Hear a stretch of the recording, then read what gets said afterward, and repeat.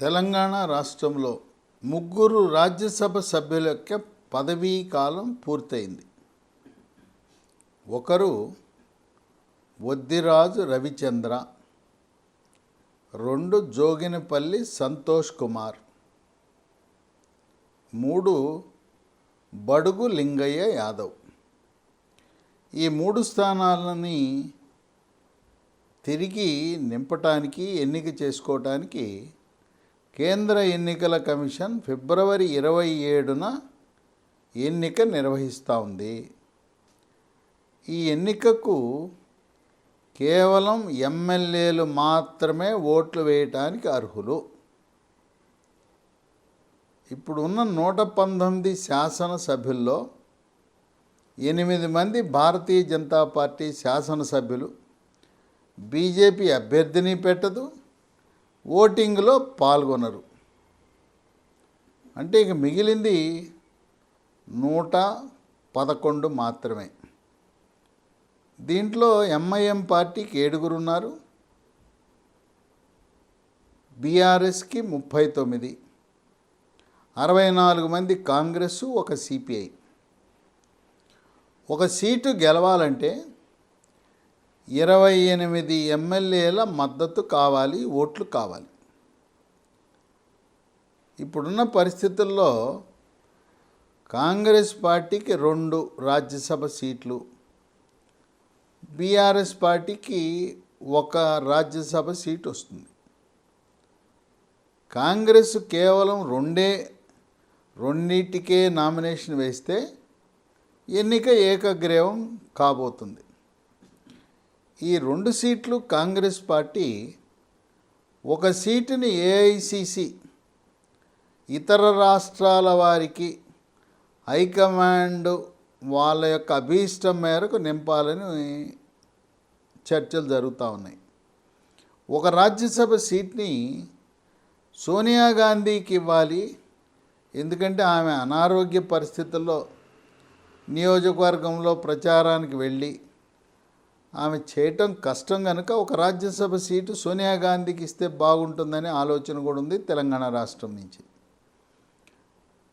ఈ రాజ్యసభ సీటు సోనియా గాంధీకి కాకపోయినా ముఖ్య నాయకులకి, ఇతర రాష్ట్రాల వారికి ఎవరికైనా ఇచ్చే అవకాశం ఉంది. ఇప్పటికే ప్రదేశ్ కాంగ్రెస్ పార్టీ సోనియా గాంధీని ఖమ్మం నుంచి పోటీ చేయాలని ఒక తీర్మానం కూడా చేశారు. ఖమ్మంలో లోక్సభ కానీ లేదు, ప్రస్తుతం ఖాళీ అయిన 1 రాజ్యసభ సీటు. 2వ రాజ్యసభ సీట్ని స్థానిక కాంగ్రెస్ నాయకులకు మొన్న శాసనసభలో పోటీ చెయ్యని వారిలో ఒకరికి ఇవ్వాలని ఆలోచన ఉంది.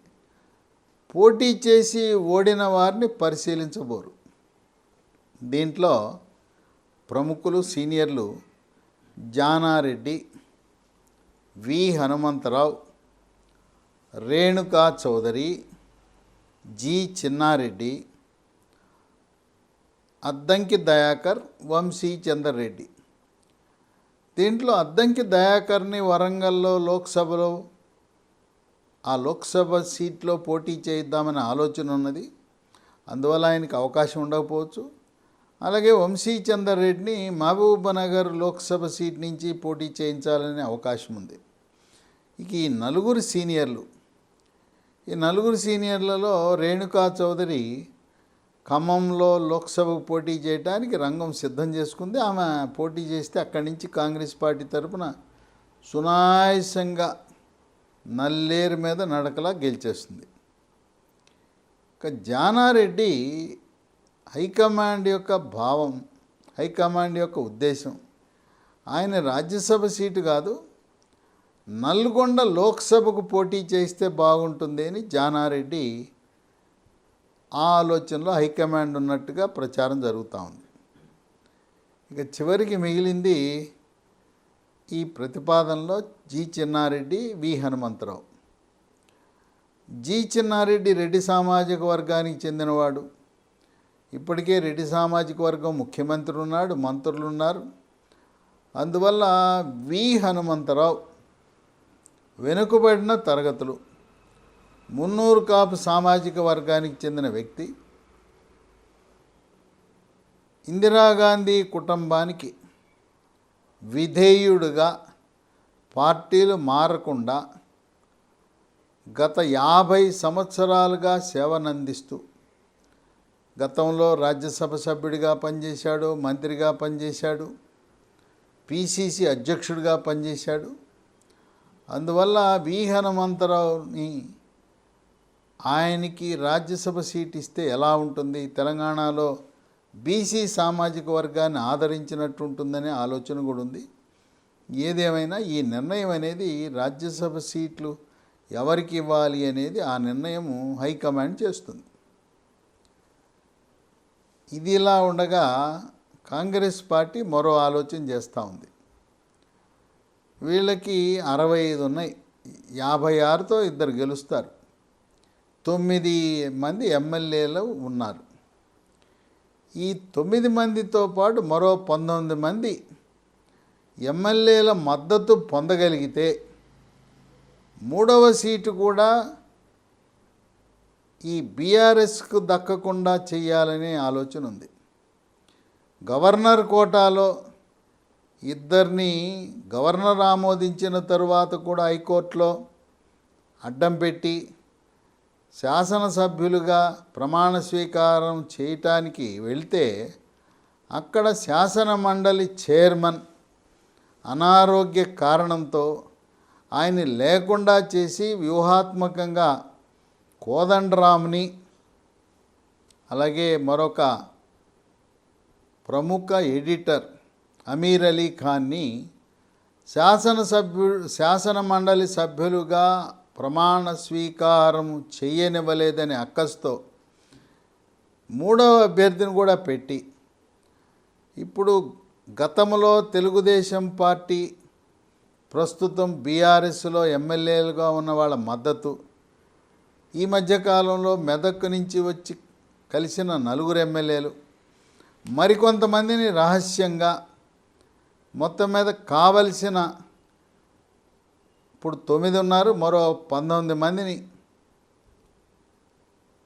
వాళ్ళ మద్దతు కూడగట్టడం, దాన్ని పెట్టుకుని రాజ్యసభలో బీఆర్ఎస్ అభ్యర్థి వెళ్లకుండా దెబ్బ కొడదామనే ఆలోచన కూడా కాంగ్రెస్ పార్టీ రేవంత్ రెడ్డి చేస్తున్నారు. అది ఎలా సాధ్యం అంటే ఇది రహస్య బ్యాలెట్. ఆత్మప్రబోధ సిద్ధాంతం ప్రకారం నచ్చిన చోట ఓటు వేసుకునే అవకాశం ఉంది. ఏ ఎమ్మెల్యే ఏ రాజ్యసభ సభ్యుడికి ఓటు వేశాడనేది తెలవదు. ఇది చేతులెత్తే ఓటింగ్ కాదు. అందువల్ల వీళ్ళు రహస్య ఒప్పందాలు కుదుర్చుకుంటే కొంతమంది బీఆర్ఎస్ ఎమ్మెల్యేలు, ఇప్పటికే ఒక 20 మంది బీఆర్ఎస్ ఎమ్మెల్యేలు దశల వారీగా పార్టీ మారి కాంగ్రెస్ పార్టీలో చేరటానికి సిద్ధపడుతున్నారు. దీంట్లో ఎక్కువ మంది వారి యొక్క రాజకీయ జీవితాన్ని ఎవరైతే తెలుగుదేశం పార్టీలో ప్రారంభించి రేవంత్ రెడ్డితో సాన్నిహిత్యంలో ఉన్నారో వాళ్ళందరూ కూడా ఇక్కడ బీఆర్ఎస్ పార్టీలో భవిష్యత్తు లేదు, మళ్ళీ 2008లో జరిగే ఎన్నికల్లో కూడా బీఆర్ఎస్ పార్టీ గెలుస్తుందని నమ్మకం లేదు, అధికారానికి దూరంగా ఉండటం వల్ల నియోజకవర్గ అభివృద్ధి జరగదు, ప్రజలు కూడా పనులు అడుగుతుంటారు, అభివృద్ధి అడుగుతారు. కనుక వాళ్ళు ప్రతిపక్షంలో కూర్చోవటానికి సిద్ధంగా లేరు. ఇంకోటి ఏంటంటే కేసీఆర్ తరువాత ఆ కుటుంబంలో 3 కూడా వాళ్ళ మధ్య ప్రచ్ఛన్న యుద్ధం. హరీష్ రావు, కేటీఆర్, కవిత, ఈ 3 మధ్య సఖ్యత లేకపోవటం, ఎవరికి వాళ్ళు ఆధిపత్యం కోసం పార్టీని కైవసం చేసుకోవాలని వాళ్ళు 3 కూడా విభిన్న ధృవాలలో ప్రయాణిస్తున్న తరుణంలో ఈ బీఆర్ఎస్ పార్టీ మళ్ళీ భవిష్యత్తులో అధికారంలోకి వస్తుందనే నమ్మకం శాసనసభ్యుల్లో సన్నగిల్లింది. ఎందుకు దీపం ఉండగానే ఇల్లు చక్కబెట్టుకుందాం, రేవంత్ రెడ్డి మనం కలిసి తెలుగుదేశం పార్టీలో కలిసి పనిచేశాం, సన్నిహితుడు, పదవి లేకపోయినా అధికార పార్టీలో ఉంటే పనులు అవుతాయి. ఇంకోటి ఏంటంటే చాలామంది ఈ శాసనసభ్యులు పార్టీ మారి బీఆర్ఎస్ నుంచి కాంగ్రెస్లో రావాలనుకున్న వాళ్ళకి వాళ్ళు రియల్ ఎస్టేట్ వ్యాపారాలు ఉన్నాయి వాళ్ళకి, లేదు వాళ్ళు బిల్డర్లుగా ఉన్నారు. చాలామందికి ఇంజనీరింగ్ కాలేజీలు, మెడికల్ కాలేజీలు, యూనివర్సిటీలు నడుపుతున్నారు. వ్యాపార ప్రయోజనాలు, రాష్ట్ర ప్రభుత్వ మద్దతు లేకపోతే వాళ్ళ వ్యాపారము, కాంట్రాక్ట్లు, వాళ్ళ బిల్డర్గా కార్యకలాపాలు, విద్యా సంస్థల నిర్వహణ కష్టతరం అవుతుందని ఎందుకు ఎదిరీత? బీఆర్ఎస్లో ఉంటే మనకు లాభం ఏంటి? ఇంతకుముందు తెలుగుదేశంలో ఉండేవాళ్ళం, టీఆర్ఎస్లోకి వచ్చాం, మళ్ళీ ఇంకో జంపు కొడితే ఇప్పుడు కాంగ్రెస్లోకి వెళ్తాం. అందువల్ల పదవే పరమావధి. ప్రజలకు మనం ఉపయోగపడాలి.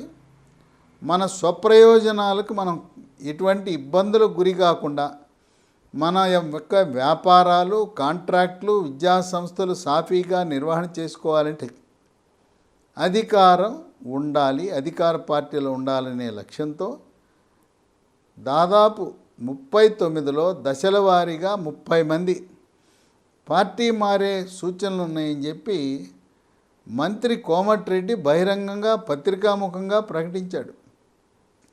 రేణుకా చౌదరి అయితే మాతో 16 మంది ఎమ్మెల్యేలు టచ్లో ఉన్నారని ఆమె ప్రకటించింది.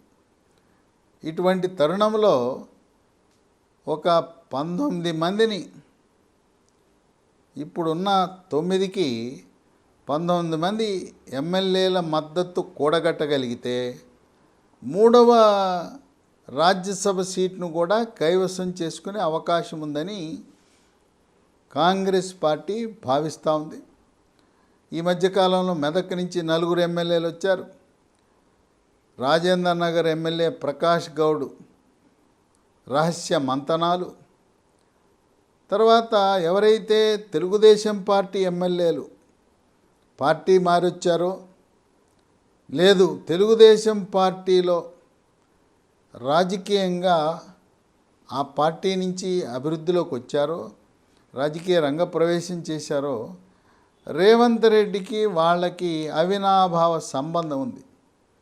ఆ విధంగా 3 రాజ్యసభ సీట్లను కైవసం చేసుకోవాలనే వ్యూహంతో 2 గవర్నర్ ఎమ్మెల్సీలను అడ్డుకొట్టారనే అక్కసుతో మీకు రావాల్సిన 1 రాజ్యసభ సీటును కూడా అడ్డుకొడదామని ఆలోచన చేస్తున్నారు. అలా కాకుండా 2 అభ్యర్థులనే పెడితే ఏకగ్రీవం అవుతుంది.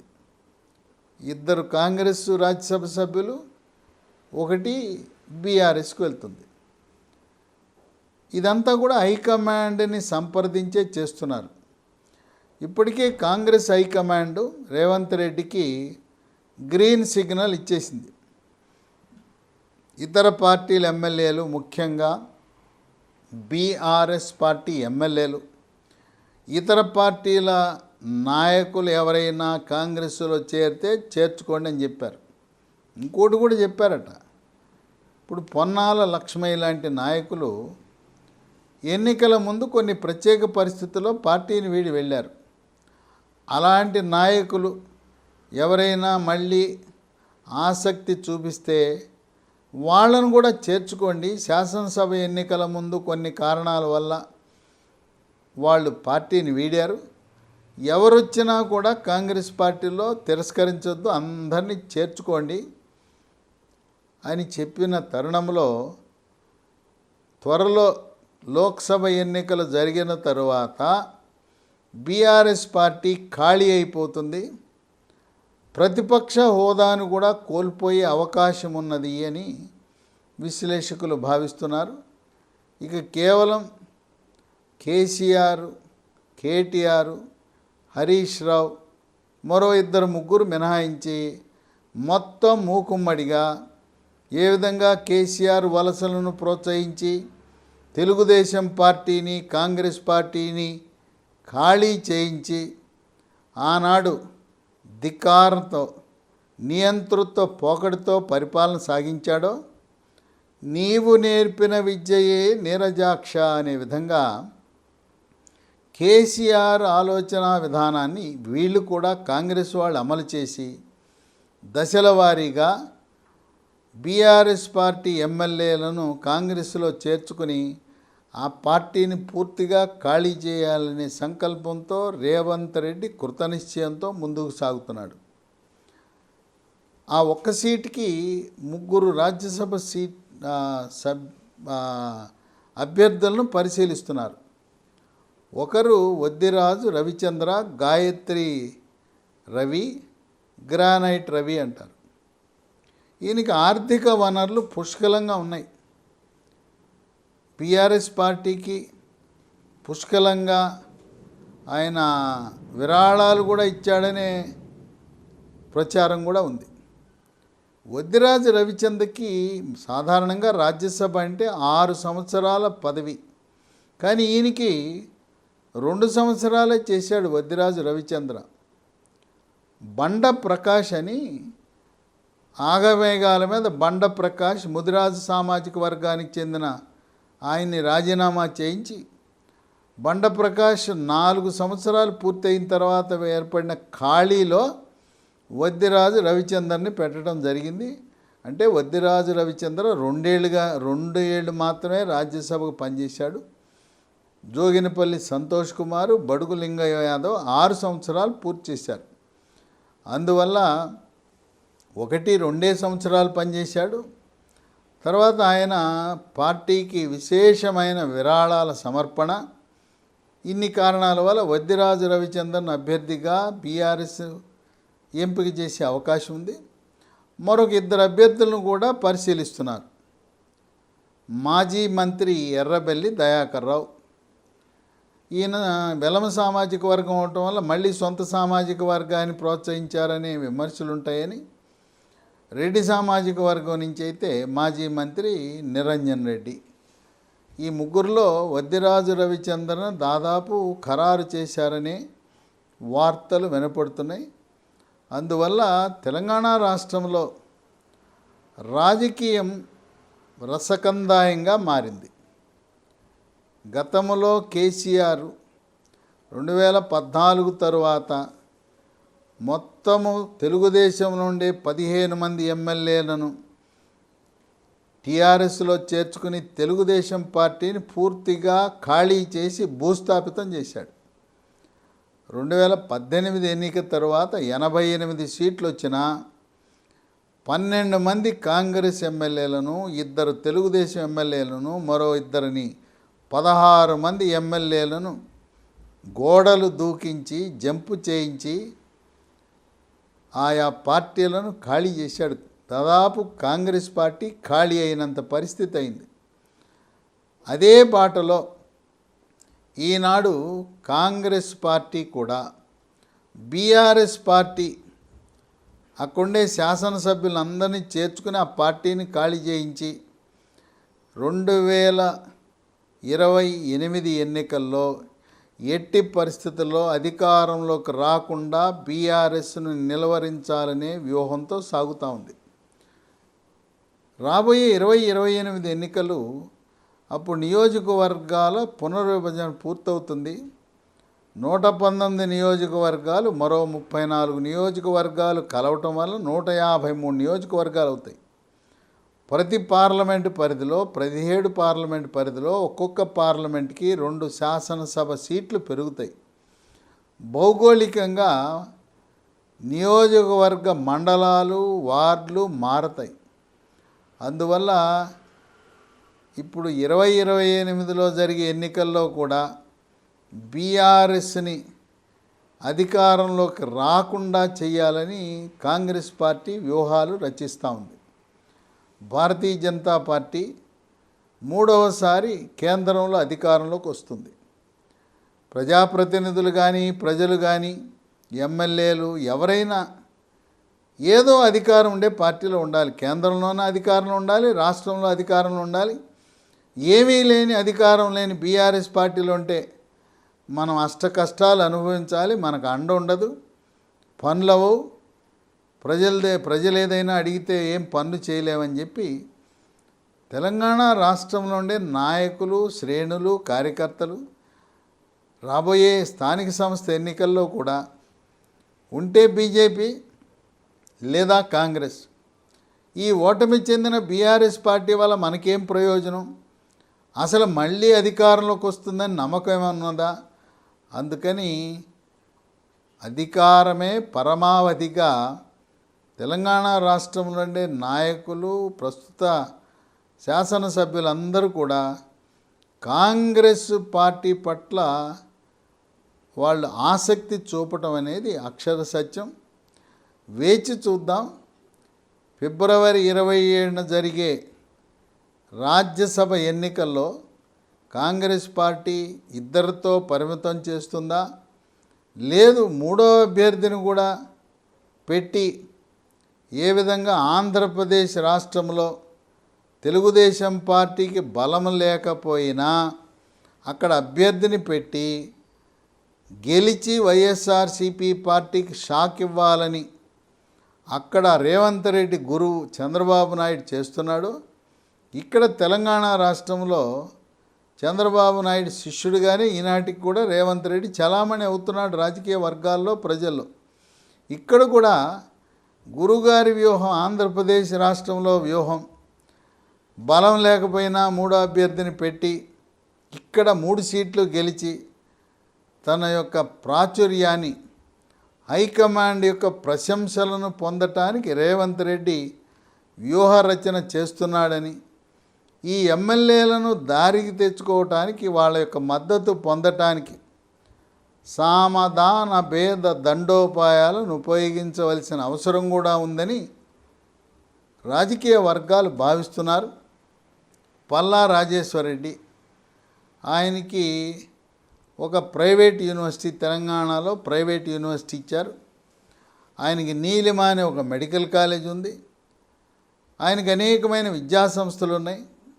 అవన్నీ సక్రమంగా సజావుగా నడవాలంటే అధికార పార్టీ, రాష్ట్ర ప్రభుత్వం అండ కావాలి. ఇప్పటికే సంకేతాలు ఇస్తూ ఆయన భార్య నీలిమపై ఒక క్రిమినల్ కేసు నమోదు చేశారు. వాళ్ళు భూ ఆక్రమణకు పాల్పడ్డారు.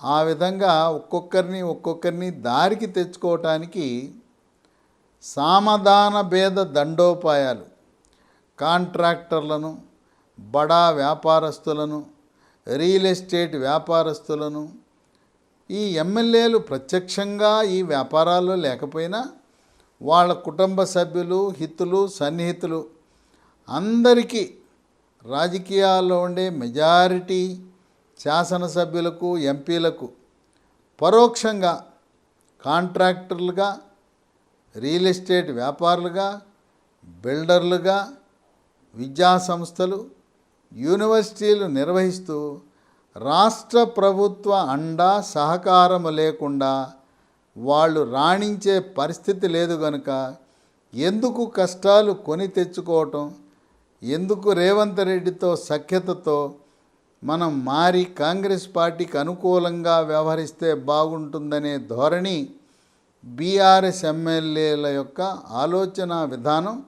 వాళ్ళు ఒక్కొక్కరు కూడబలుకుని అందరూ మూకుమ్మడిగా లోక్సభ ఎన్నికలు పూర్తయ్యే సమయానికి బీఆర్ఎస్ పార్టీ ఖాళీ అవ్వటం ఖాయమని రాజకీయ విశ్లేషకులు భావిస్తున్నారు.